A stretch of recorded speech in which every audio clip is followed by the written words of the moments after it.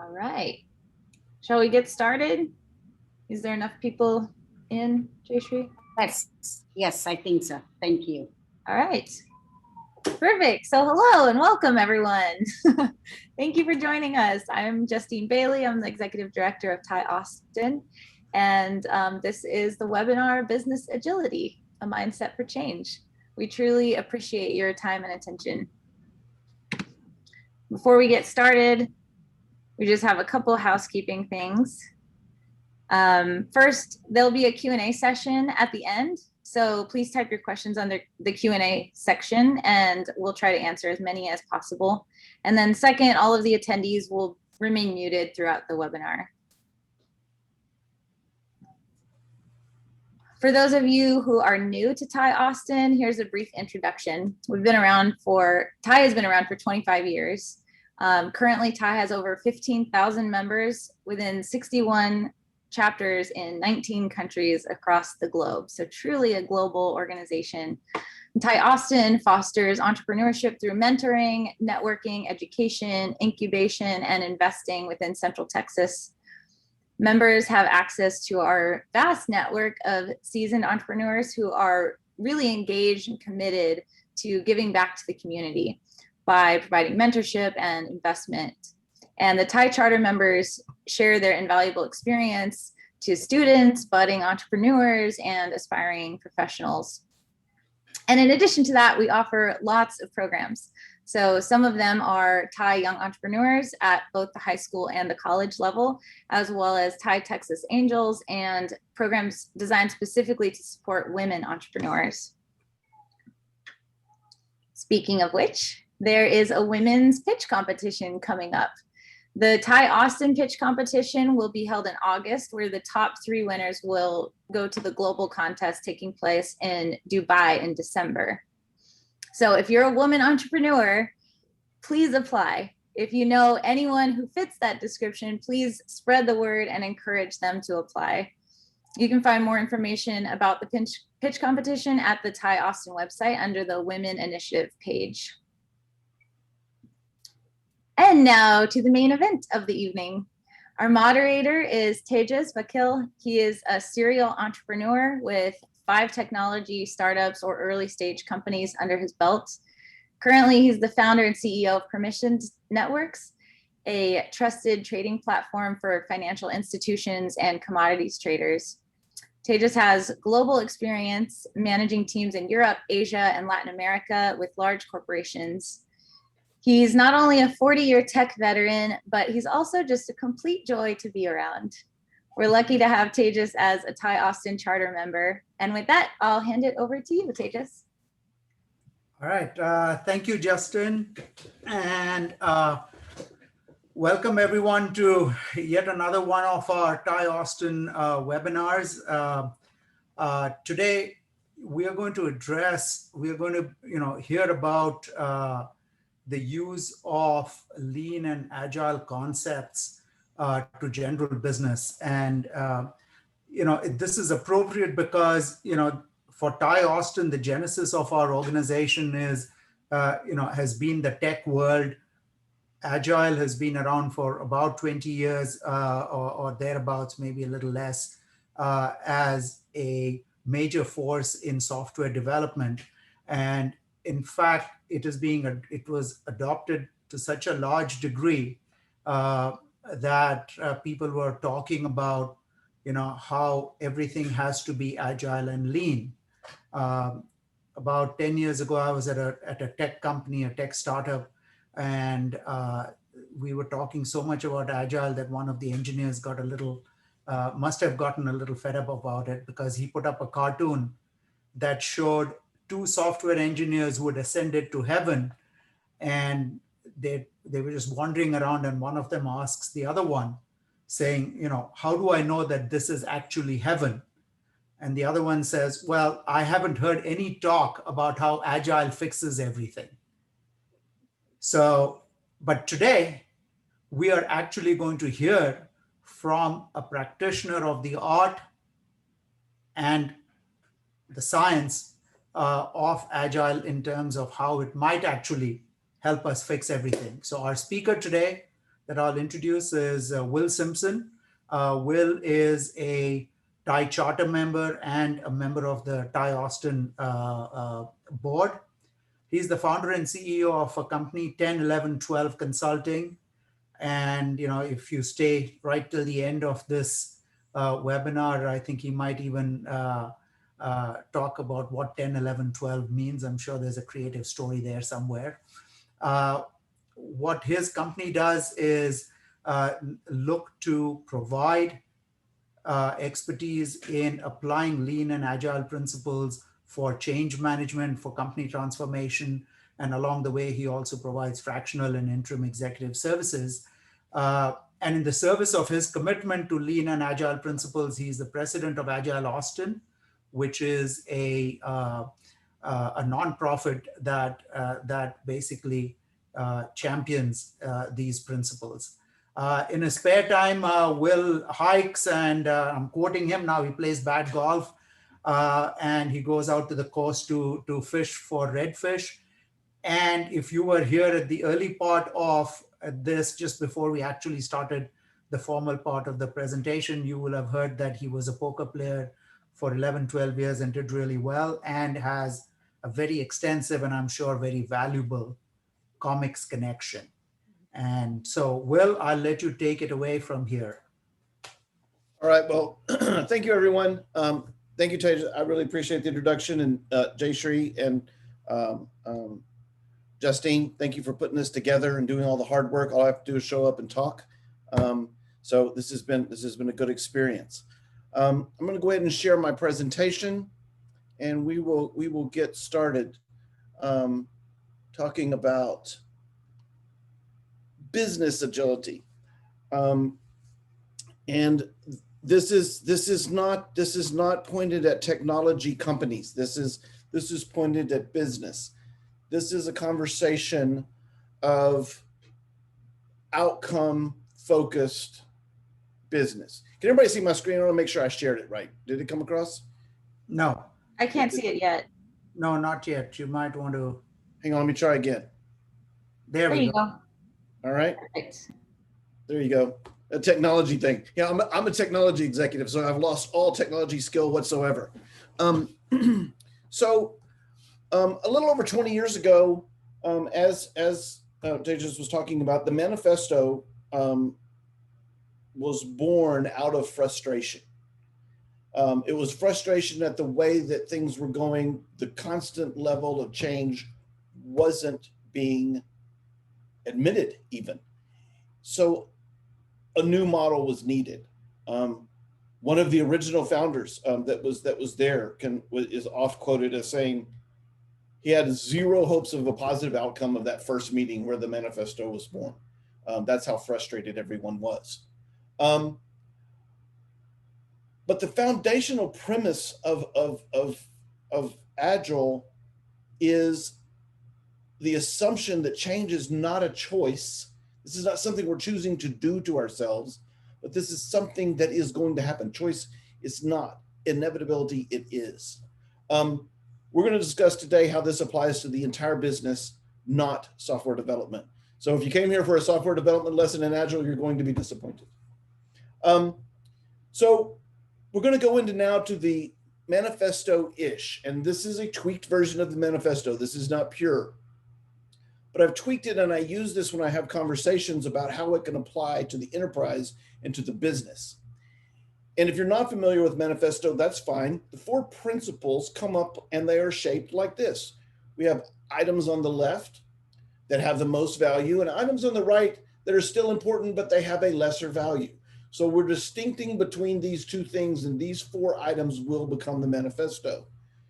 So this says that we value individual interactions over and above process and tools. Again, not to say that you can exist without process and tools. It's just that if we have to choose which one of these here in order to stay agile and stay lean, we're going to work with the individual and the interactions of the individuals. When it comes to talking about working products versus comprehensive documentation, we're going to lean toward working products. And this is whatever service you're offering, whether it is a software service or whether it is a barbershop service. It doesn't matter. Whatever product or service you're offering is more important than writing it all down. Customer collaboration is going to be more important than contract negotiation. We all know that by the time, if you're dealing with a customer, if you have to break out a copy of the contract, we're already in a not good place. So we're always going to optimize around customer collaboration. How can we make it work? How can we keep it going? And then the crux of it all is it's about responding to change. We value responding to change over, hey, you know what? This has always been the plan. We have to stick to the plan.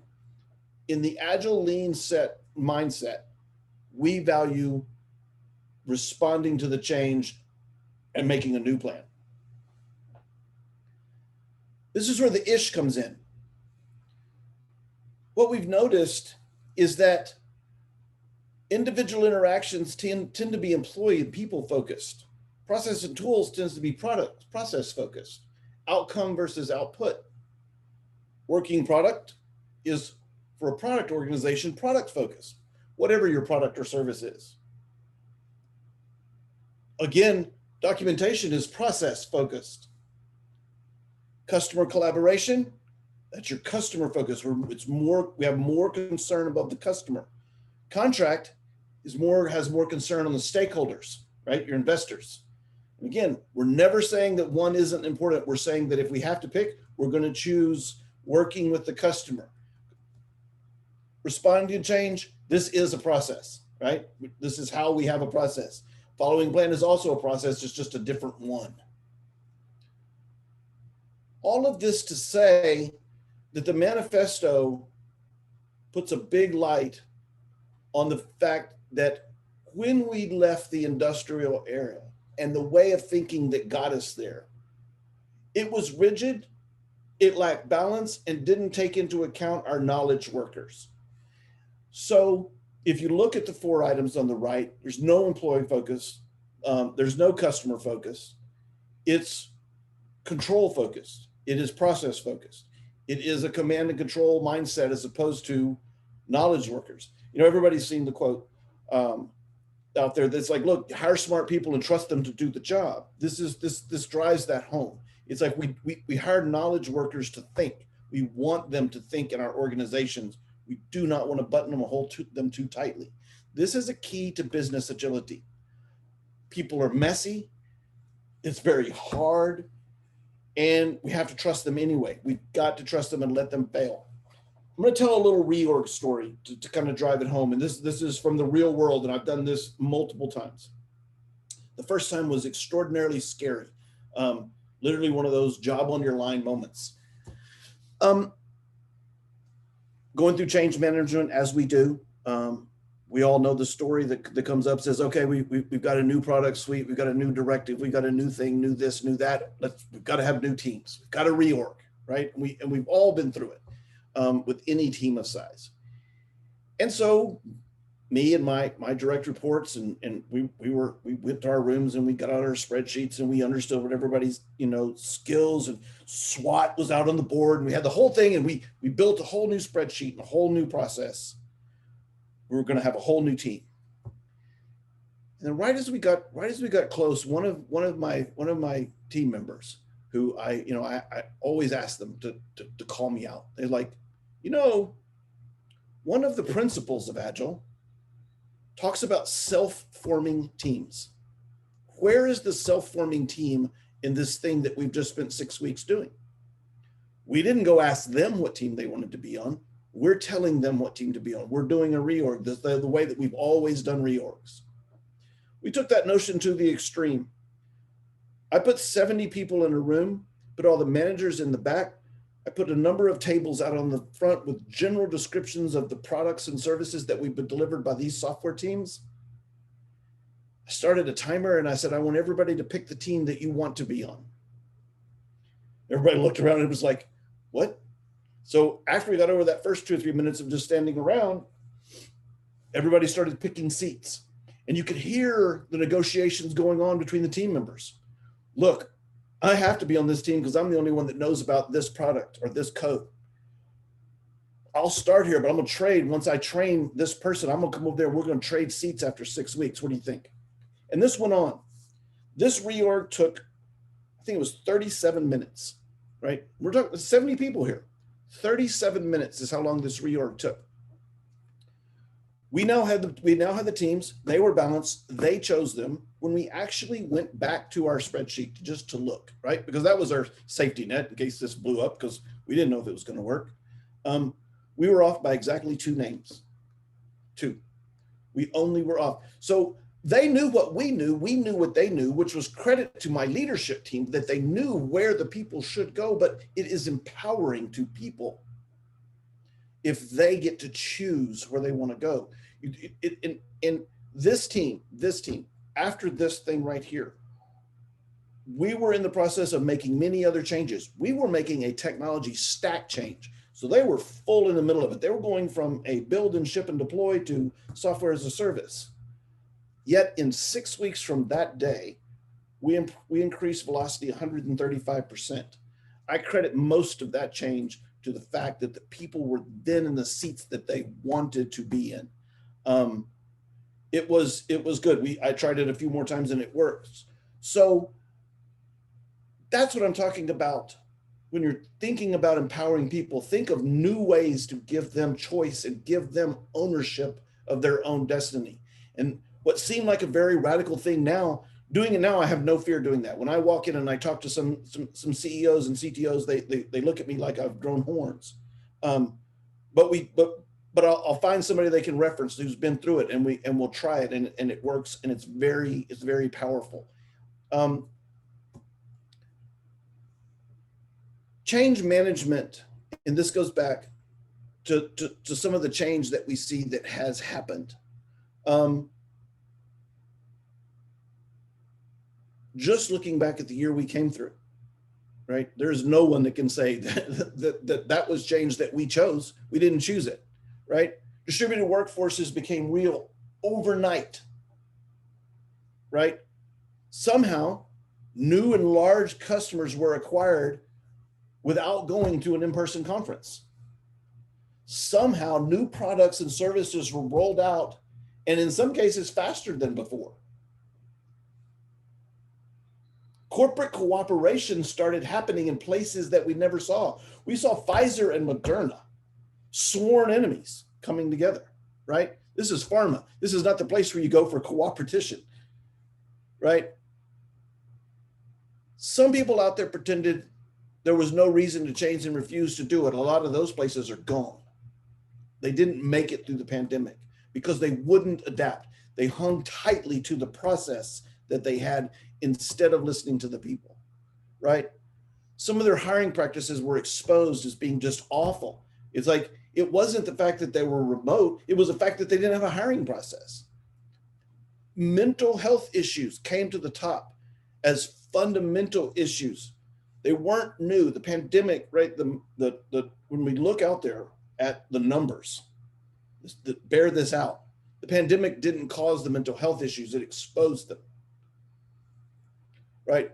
Corporate accountability was called into real action. There's real corporate accountability out there. What you say matters. It's very visible in ways that we've never seen before. All of this change happened in 1 year due to an external force. So when we say change happens, change is inevitable. I mean, we just happen to have a very extreme example that just happened in the past 12 months. The why was known. We're in the middle of a pandemic. I mean, everybody knows, right? So this expedited the changes. When the why is known, here's the lessons, right? When the why is known and is strong enough, people will rally around it. People rallied around the pandemic. When you need to make a change in your organization, you need your people to rally around the change. That means they need to know the why. It can't be because the CEO said so. That's not a why. I mean, it may be a why, but it's not the why. It's not the real reason. We also learned that no matter how well it is, some people just don't accept change. There are some people out there. There was the old joke, You want to keep engineers in their chairs longer, throw some nickels, dimes, and quarters behind them. They're afraid of change. They won't roll them back. They just keep working. It is scary. Change is scary to everyone. So no matter what, some people just get fear cramped and won't do it. We have to accept that as breakage. This is part of the plan. Executive leadership is not a place for lack of decision. When you make real process change, it shows the weaknesses show up. As the hiring process was very real. All of a sudden, the tribal knowledge, which by the way is not a process. Tribal knowledge is not a process. Tribal knowledge is a thing. When we're not sitting in the office and you can't lean over to your cube mate and say, hey, what's the distribution list for? Or, hey, how do I get my 401k going? Or, hey, when you can't have some of those conversations, when it requires you to hop on a Zoom, which by the way, I don't have my password for, you've exposed the weaknesses that were always there. They should have been better to start with. It has anything to do with being remote, but it did expose some weaknesses. And this is where we can find out that people and events have the profound impact. It drives it home. Anyone trying to hire right now knows that as a general rule out there, the employee base, the people that go to work every day are rethinking about what's important to them when they go to a job. It is no longer, I have the skill and you're paying the right amount of money. That's not the end of the equation now. So events and things have a real impact. It becomes very important to think about being agile and lean and think of people first through it. And this comes down to the mindset of agility is a mindset of thinking about working on your business, not in your business. So the things we're talking about today are agnostic to what your widget is that you sell, what your service is that you sell. Doesn't matter if it's software or hardware or leather goods. It doesn't matter. This is about working on your business and a focus on your business.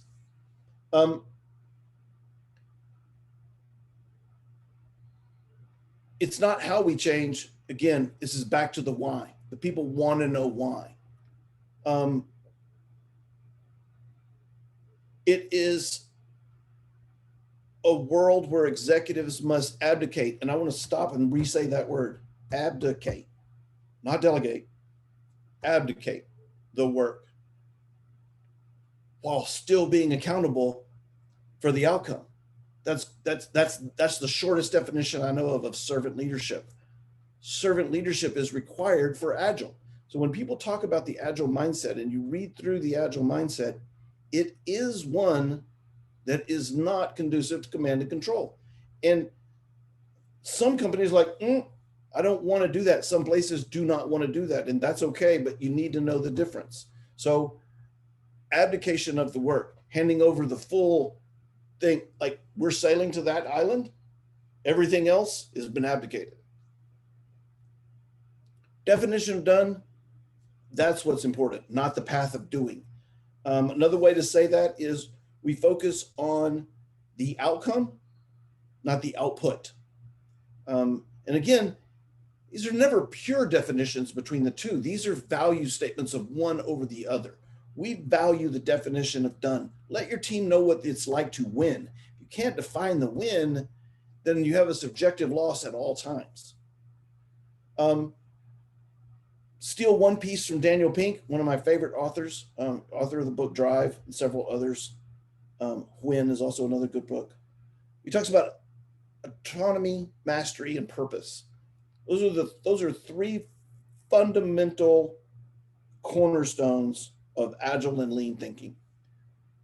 You give your people the autonomy to do it. You give the people the room to develop mastery. And they have to understand the purpose of why you're doing this. And if the purpose of your company is to make the founders rich, as an example, great, say that. You will have people that show up that understand and want to do that, and you will have a better outcome than if you don't say it. This goes right to integrity and transparency. You must do them. You must tell it the way it is, no matter what.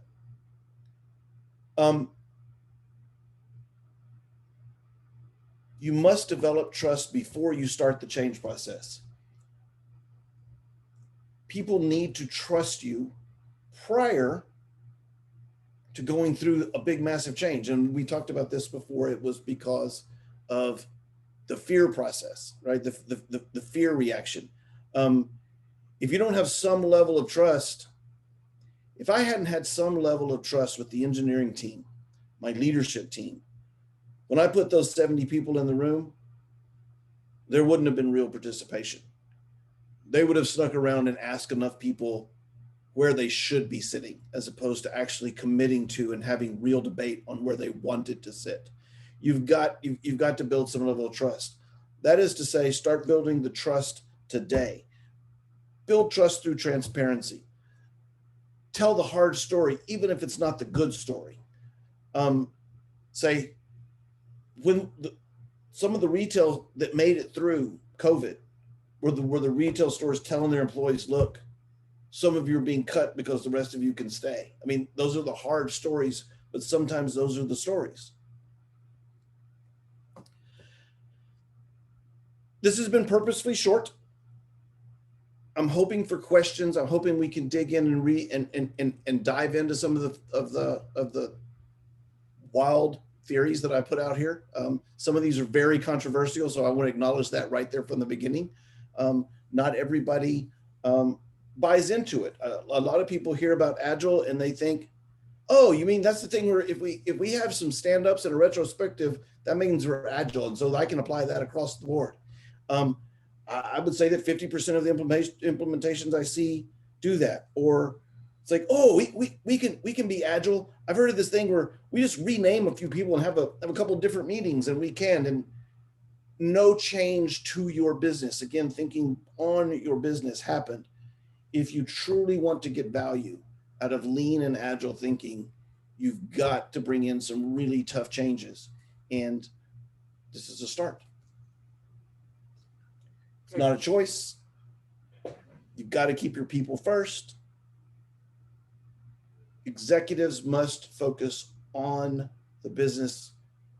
You can read that like stay out of the weeds. I appreciate your time. It was a very short presentation. I'm hoping we have a lot of Q&A. You guys feel free to grill me.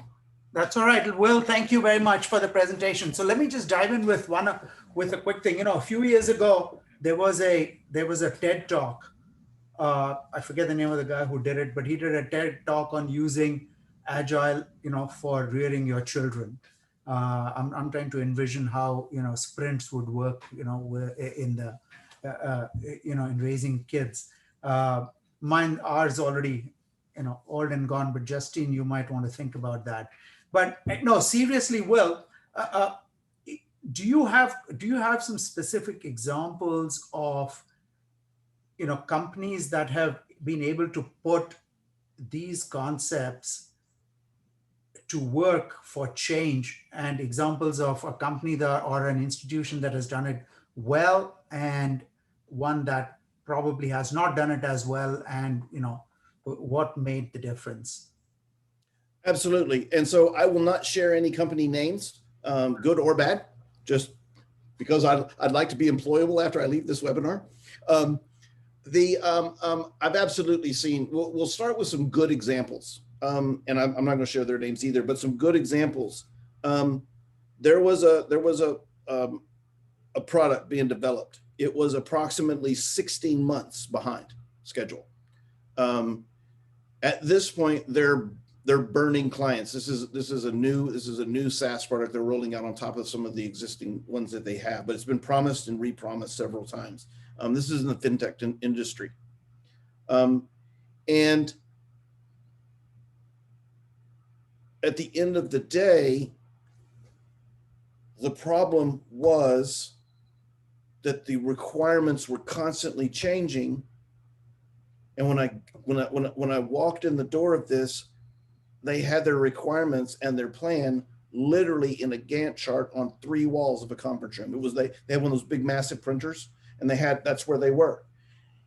and they refused to veer from the plan. And every time they got to the end, it was wrong every time. And they just kept repeating this over and over and over.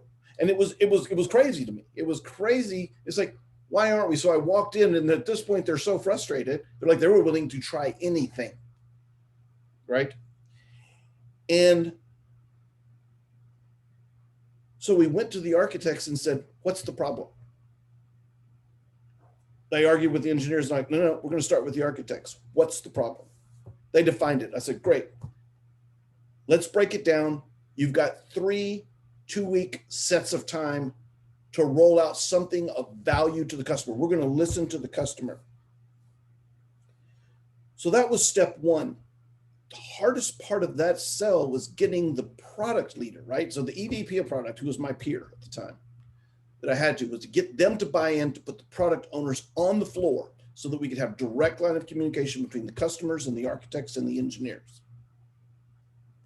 That was the change. That was the brave change by the executive team. The team loved it because now we've got engineers talking directly to somebody that knows what's going on, right? 4.5 months later, that product was launched live, right? Didn't have the best NPS in the world, but it was live. They had something that they could build on, right? They had a true product that worked, frankly, for about 40% of the population that they wanted it to, but it worked. But 4 months after that, so 8 months later, right? They were bringing on new customers with its features, and they were in a feature adding mode. So the only real difference here, right? We didn't hire any new engineers. We didn't hire any new product people. We didn't hire anything. We didn't spend any money to get this done. We didn't do anything except listen to the people closest to the work and pair them up with people that talk to customers. That was the change. It was there. And it was very much not the way the company was there. It didn't, I mean, there were people that like, oh my God, the org chart's broken now, right? We were fighting some of that bureaucracy, right? And so once we broke through it, like I say, again, we talk about what drives change. What's the why? Well, the why for this company was we have tried everything else. Why don't you try this? That was literally where they were. That was born from frustration. An example of an adjunct failure. It's a company that I still do work for from time to time. They're agile in name only. They proclaim to be agile. They have a product roadmap that cannot be changed. It is rigid. There is no, it's like you must hit it, right? And yet they have stand-ups. They have sprint planning meetings. They go through all of the steps that are agile, right? They meet all of the check boxes. If you check all the boxes and that's all you measure, it's there, but they don't go any faster and they don't know why. But it's that at the end of the day, product is still a command and control organization. So if you don't look across your whole org and empower it, you end up with things in name only. And so this isn't an engineering thing. This is a whole company thing. Marketing team.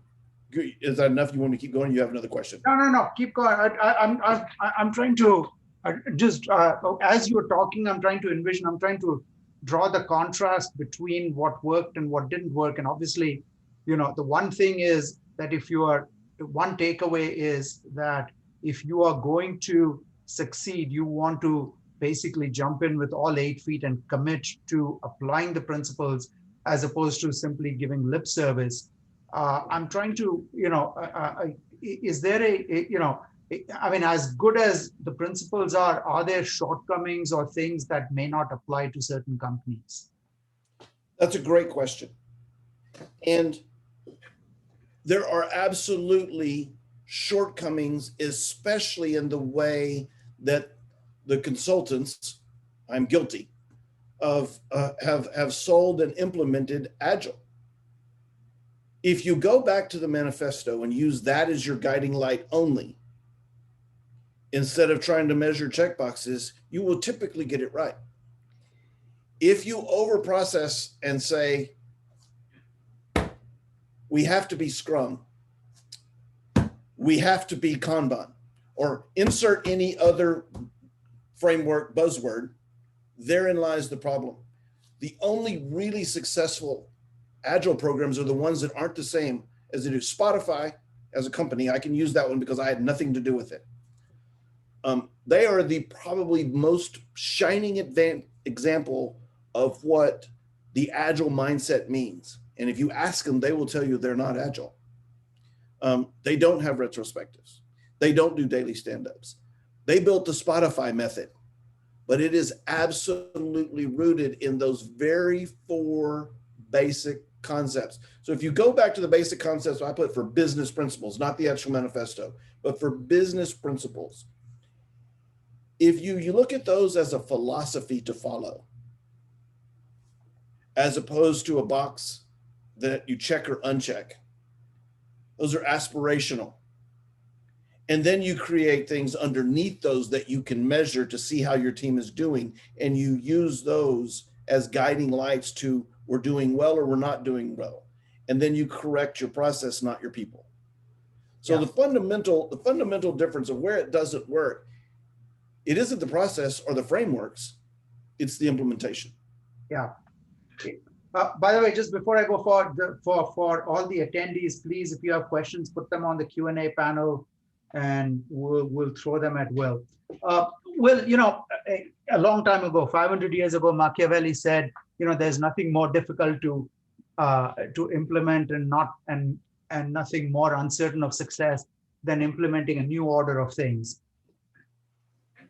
That, you know, especially in entrenched organizations, you know, that have been in place 40, 50 years, the old command and control, or the, you know, in the technical software terms, you know, the old waterfall method, whatever you want to pick. How does an organization that is looking to apply these principles for transformational purposes or for change, how do you break the barriers down, and what are the steps that an organization takes to implement those changes using these principles? So I will break my own rule, and you can find this out there on a resume. I was a full-time employee for them. I wasn't a consultant back at this time. So I'll take an old company that you can definitely say was entrenched, right? Dun & Bradstreet.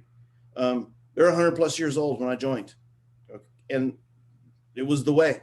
I mean, there was only one way.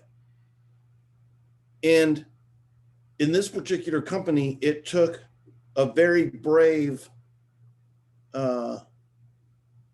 CTO to come in and say, we're doing this. And in some cases, it's a career risking move, but she wasn't afraid. It was my first experience with implementing Agile. This was 2002, 2003. I have to look back. 2004. I don't know. It was a while ago. So what happens? You get old, all the years run together. Kids, Justine, they'll get to you. But she brought it in and said, we're doing it. And so that was the thing. And often what I will see, and I see some consulting companies now starting to do this, is that when they're bringing in Agile mindset, instead of following the traditional model of, I'm going to find someone in middle management with a budget who I can sell this to because it's great and they know about it and they did it somewhere else and they want it. They're actually bringing in coaches and consultants for the executive teams to help them understand the why. And we're back to the why. When you have real buy-in and you find your local advocates for change, because there will always be those advocates for change. I'm not going to change. No executive is going to change hearts and minds. It's going to be your people on the ground, finding those advocates. And so when you can get the cover from the executive team so that your middle managers and the next levels can try and not be worried about what's going to happen when you do change, because when you make a change of any magnitude, it's going to get worse first. As you said in the intro, I'm a terrible golfer. You know why? Because I'm not willing to go through the pain of getting even worse to improve my swing. But I know that if I went and got a coach, I could improve my swing. But I'm that hard head. I won't do it. I'm perfectly fine going out there shooting my 110 and going around in the golf cart. And so I don't change. So, Will, actually, on that point, I mean, like since you use the golf example, obviously the way that you know whether you're getting better or worse is through your score. One thing that we are always taught as managers over the years is that you can't manage what you can't measure. With the agile processes and those principles and the fluidity of the teams, how does the measuring part change, especially because we are in the old command and control, the old structure, you are used to specific metrics being defined and measured for specific organizations. With the fluidity of this process, how does that change, or does it change? It does change. You change from the old methodologies of lines of code or numbers of bugs and things like that, number of hours you put in on the project, manufactured on-time delivery, those kinds of things. You move them to outcome-based measurables. When we talk about putting the customer first, we now have development and engineering teams or product and marketing teams or any other, even all the operational teams, right? You have those accountable to customer satisfaction, NPS, whatever way you choose to measure your customer outcomes. Those become the numbers that the delivery teams, whatever's in your operations slice of your organization, they have numbers to hit too, that aren't based on the work that they're doing. They're based on the outcome of the business. That's the number you want them looking at anyway. You don't want them looking at the code that they're writing. You don't want them looking at the number of likes they're getting on Facebook. You don't want them getting on the tweets and retweets. You want them getting on customer delight. So you shift your thinking when you're writing, whether it's OKRs or whatever. I understand that. I think, the question would be, how does that work? For an organization where what you do, you can directly see the impact on the company's numbers or on customer experience, you have a more direct link. But many of us have been a part of and are part of very large organizations where your functional department and the work that you do, you may not actually see the impact on the end business nearly as easily. And so you have to define, the interim metrics. Absolutely. I understand the question better now. Yeah. For the enterprise, it's a little different. Once you get past around 2,000 employees or so, the enterprise question becomes a very different answer. And so the question, the way that I recommend that most start to measure in a agile and lean environment is on predictability measures, right? How well, if your team is truly empowered to predict, right? As opposed to a manufactured number from the other side, right? Customer, not a customer dictated number. If the team says we can get it done by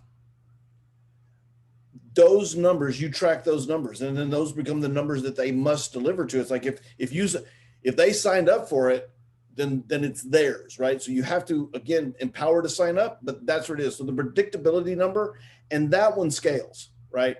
As opposed to the direct output, because if you've got a team of 2,000 engineers or 2,000 people that are taking phone calls or whatever your business is, right? There isn't going to be a direct customer. They're not going to get an NPS score. It's not going to roll down that way. Right. Yeah. So it becomes the way that I recommend is predictability measures. I wish I could get into Spotify and find some of theirs. I don't know. I know that I've heard some real creative stories, but I don't know how they measure. So I'm going to claim a little ignorance. Enterprise isn't my expertise. I've worked with about 4 enterprise customers, but that's a good question. So that I have a question from the audience that came via text that, and it may be that this may be, outside the domain that you were talking about, but the question is, again, pertaining to legacy companies, especially companies that have been unionized, and unions, in their contracts, they tend to define processes and structures that their members will adhere to. And the question is, do you know of any examples of companies applying agile and lean concepts to unionized companies? And if so, and what are the barriers there? So we'll take it from the point of view of a compliance point of view, right? If you are, or well, let's talk about architecture, right? Building a physical building. So you cannot use agile, quote unquote, what we understand are agile or iterative methodologies, right? And this is where we make mistakes. We think of agile as iterative only. So we will struggle with rigid, unionized places. I say it before, I've got several articles. There are some times that agile and lean don't work. In large physical projects where there is highly regulated brain surgery, there's no room for iteration, right? There is no room for, well, let's experiment, right? You can't put 4 surgeons up there and whichever one does the best job on your brain, okay, you go ahead and finish and close up. It doesn't work that way. So there are cases where lean and agile, where the agile methodology doesn't. The part that you can adopt, though, the pieces that you can adopt, or you can adopt a feedback loop of your employees. That's still lean thinking. So even it may not apply to their day-to-day work, you can still take feedback after the surgery or after the building was built. Hey, what could the people that were out there building the building, what could we have done better, right? When you go to your union organizer, you're like, hey, we're from management. We know you're from the union. We would still like your experience to be better. Within your contract, we're not looking to change it. What could we have done to make this better for everybody? Look, there's huge value in that. You do not want to go back to the negotiation table between the union and management. Neither side wants that ever, right? So the feedback loop of the lean thinking was the only piece where I could see in some of those highly regulated or structured environments would be working. And then again, shorter feedback loops are better. I could probably go off on a rant on what a feedback loop is, but I'll save you from that. Actually, allow me to give one example. This was nothing to do necessarily with agile, but and a place where they wouldn't. It'd be interesting to see whether they implement it now.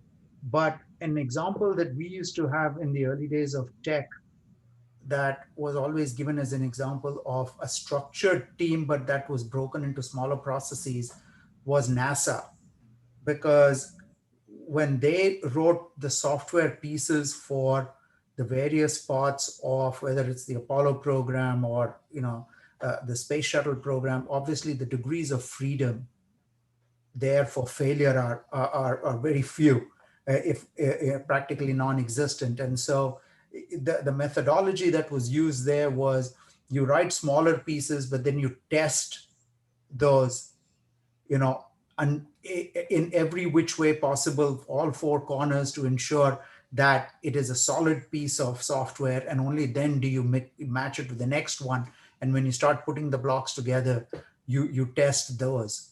It would be interesting to know whether or not agile would apply there, but that was always touted as something that was in contrast to the traditional way of software development. And what I will say is that there are some that would say that it's in contrast. But if you remember, we'll go to the movie Apollo 13, which is not wholly accurate, but it was a good movie. And there's the scene where they've got the duct tape and the 7 items, and they've got to figure out how to save them, right? Yeah, to get the oxygen from the service module. Right. And that is a visualization of lean thinking. Right. This is what you've got. There is nothing else. We're management. We're gone. You guys are the smart guys.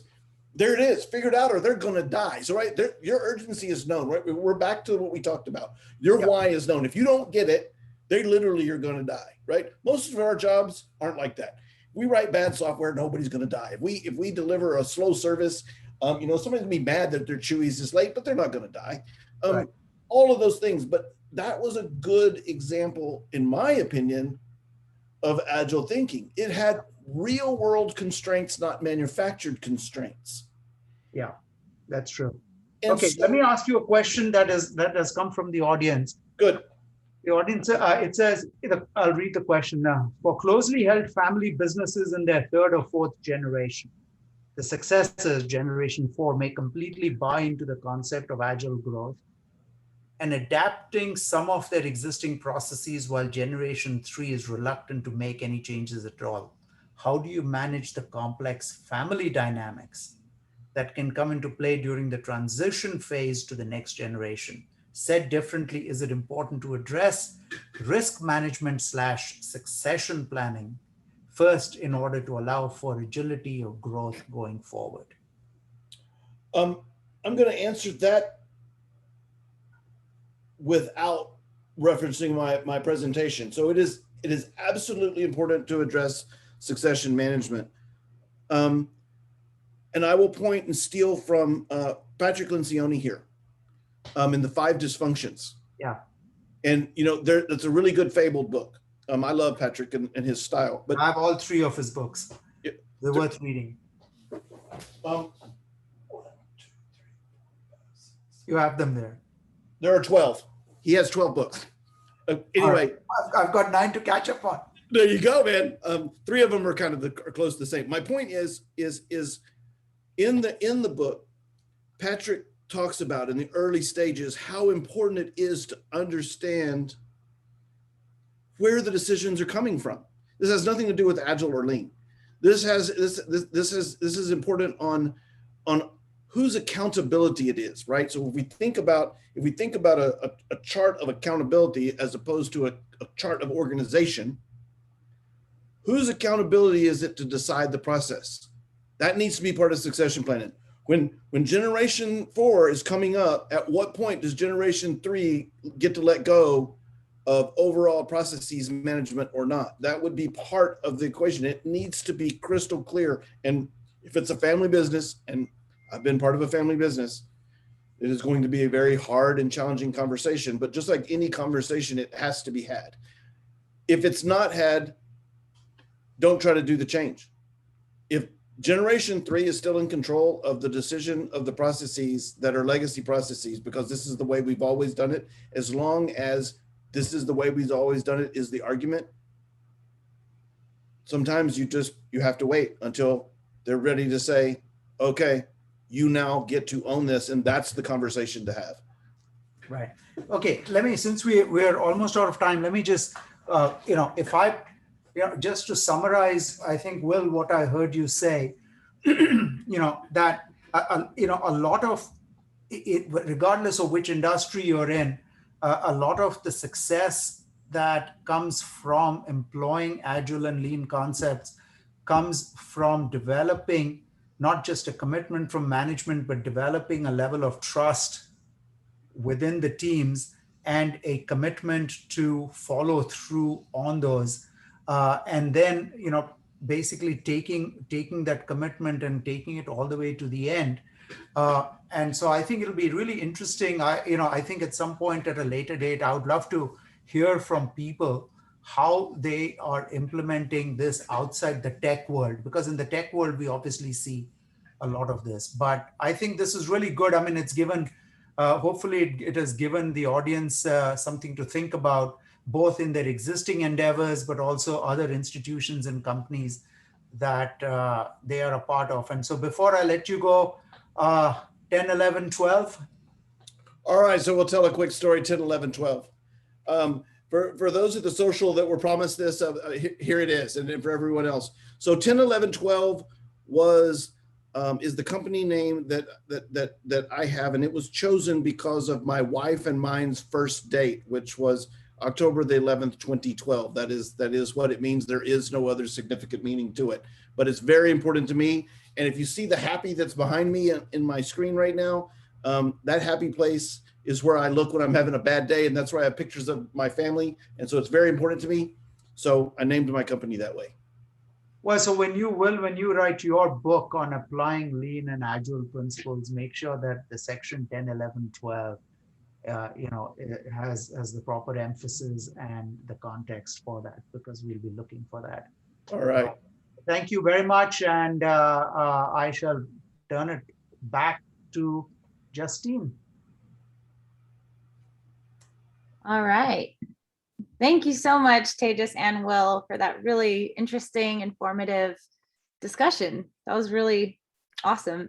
I definitely learned a lot. I hope you guys, everybody listening, did too.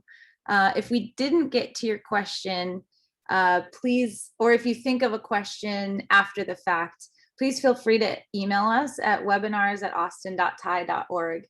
And as always, we'll post the recording on the website for you. And finally, please mark your calendars for our next event. It's our next, or I should say our next webinar, which is about cryptocurrency. It'll be on July 22nd at 5 p.m. And you'll learn all about cryptocurrency and how it affects your business. So thank you all so much for attending. We'll see you at the next one. Have a great night, everyone. Thank you. Thank you.